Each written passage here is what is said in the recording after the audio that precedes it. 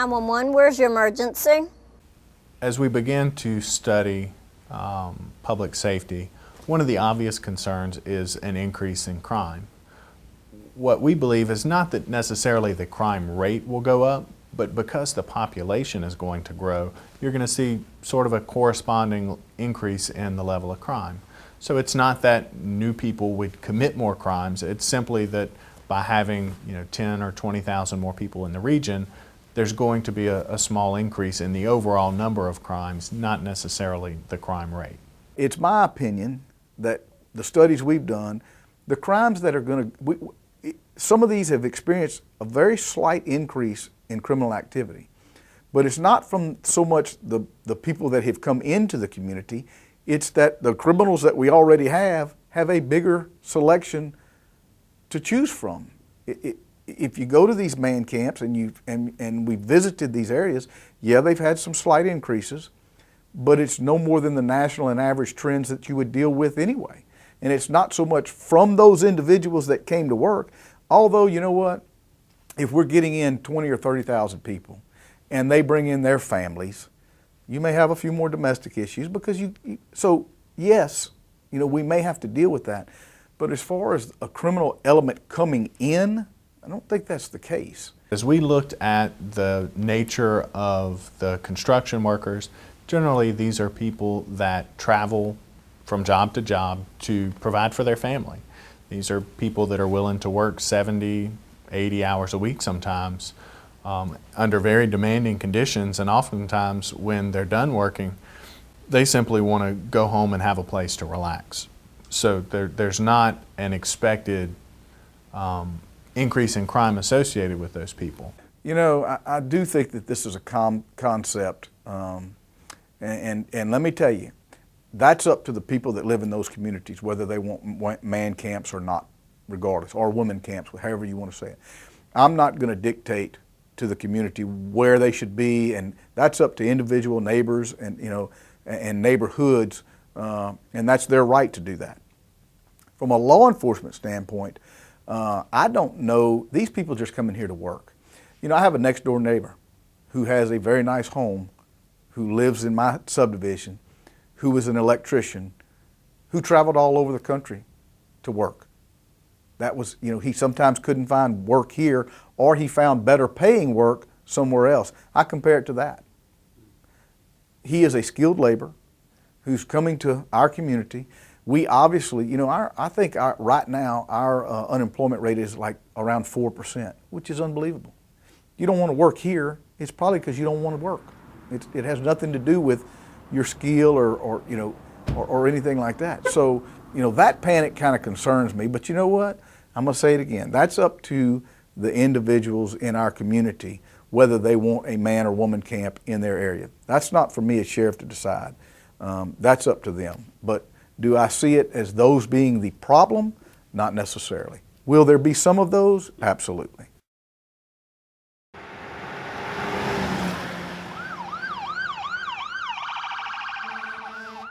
We believe it's going to take law enforcement, EMS, fire, longer to get to different places throughout the region. They're fully aware of that. They're really confident and focused on their incident management and clearing those accidents as quickly as they can. Our public safety infrastructure here is just like all the rest of our infrastructure. We're really sized for about 180, 190,000 people.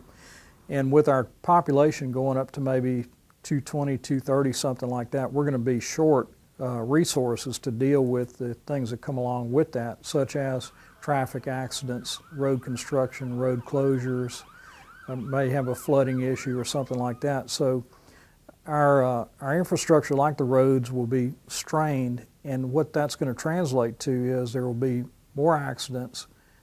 That will call for more response by public safety agencies, law enforcement, fire, EMS, and that's going to translate into longer response times. Other than to make sure that we strategically place our police officers in particular zones or areas so that we can continue to get a quick response. And that's going to, we always constantly monitor that. So regardless, we're going to have to adapt to that no matter how the problem exists, whether it's through influx of people, whether through I mean, we do that now with accidents. So, you know, regardless of how we have the problem, we're going to have to adapt to that, and we will, to find a solution to keep the response times down as low as possible. With the increase in traffic that we're going to have to allow some extra time for if we have an evacuation for a hurricane, for example. And we'll have to start earlier. We'll have to ask people maybe to leave earlier than we normally would. For years, we've used a 36-hour clearance time for our area, but I would expect that we're going to need to add at least 10 to 12 hours to that. I think we're going to have to calculate that on the threat and what's coming at us on how we do it. But you know, the good thing about that, in my opinion, is you have good qualified people that are going to determine that, and we're going to figure that out. Our plans won't change. It just may be a timing issue that may change. We have talked to the One Worker Village that's underway, and they're doing planning for that. We do recognize that it potentially adds other people that might strain our transportation, but we are in talks with them about that on how they're going to potentially handle that. There is a potential that new services could be needed. One of the things that we looked at is perhaps reallocating how services are provided now. You know, there's an awful lot of capacity within the system. Perhaps that capacity is not in the right place, so maybe there's an opportunity to shift some of the existing capacity around without building new capacity within particularly the fire protection system. Obviously, as the population expands, we're going to have more demand for those services. Ambulance in particular, that's going to have to go, the increase in ambulance service will have to go along with the population increase. Fire department's a little different issue. As the impact study shows, we're going to need a lot of additional units of housing, and as those housing units are built, depending on where they're placed, it's going to put a strain on the fire service in that area.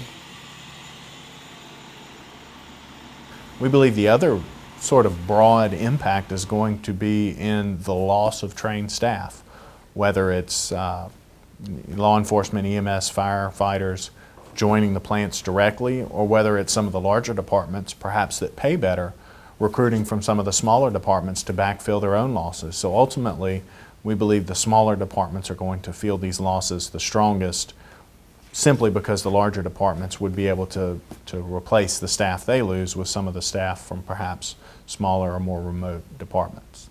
Many of the public safety agencies that I've talked to are already experiencing some personnel shortages. Many of the fire departments, for example, are not at their full authorized staff, and they're finding it more and more difficult to find qualified applicants, in many cases because they're able to find higher paying jobs in the private sector now. This is not an unhealthy problem, in my opinion.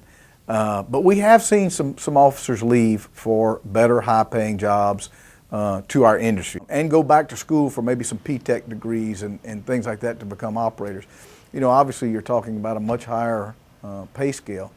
But if you look at the benefits package of government, and I'm talking about, you know, the salary may not be quite comparable, but when you look at the big picture, the retirement, the health insurance, the benefits that go with, we're not that far off. So, you know, I try to tell people when they come, and of course I want somebody to better themselves, whether they stay in law enforcement or they do not.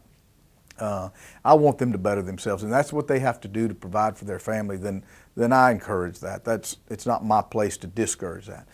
But I do think it's going to keep us on our toes to try to stay competitive at some point. Right now, has not become a big problem, but we're going to have to stay again ahead of the curve on that also. And we are aware of it, and we are monitoring it. You know, we have been very fortunate in Calcasieu Parish that we have always had a great line of communication. Myself, the other area chiefs, whether it be fire, but for sure the other area chiefs and I have always worked together very closely and as one unit. I think people saw that with Hurricane Rita and our response in that regards. Not only police, but all government seems to work better here than in most areas.